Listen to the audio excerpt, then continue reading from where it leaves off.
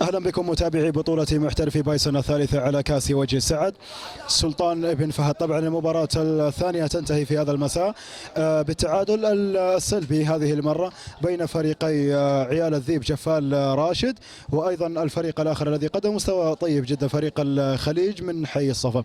يتواجد هنا طبعا أحد النجوم الصاعدة واللاعب القادم إن شاء الله في سماء كرة القدم على مستوى جدة، عبد الله المطيري. في البداية عبد الله، في البداية كيف رأيت هذه المباراة؟ والله الحمد لله مباراة كانت حلوة وجميلة، بس الله ما وفقنا فيها، بس ان شاء الله نعوضها في المباريات القادمة بإذن الله. عبد الله، اليوم الشباب في فريق عيال الذيب يعني كانوا قادرين انهم يسجلوا، ولا كان الخصم شديد وهجومي في المباراة من وجهة نظرك طبعا انت كلاعب؟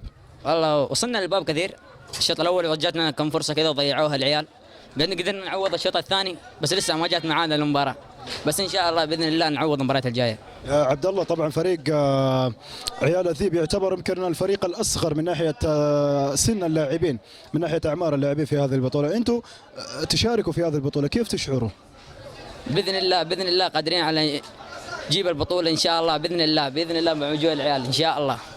البطوله تضيف لكم شيء كبير يعني؟ باذن الله في الموسم القادم ان شاء الله. عبد الله، شكرا لك، نتمنى لكم التوفيق ان شاء الله. يعطيك العافيه.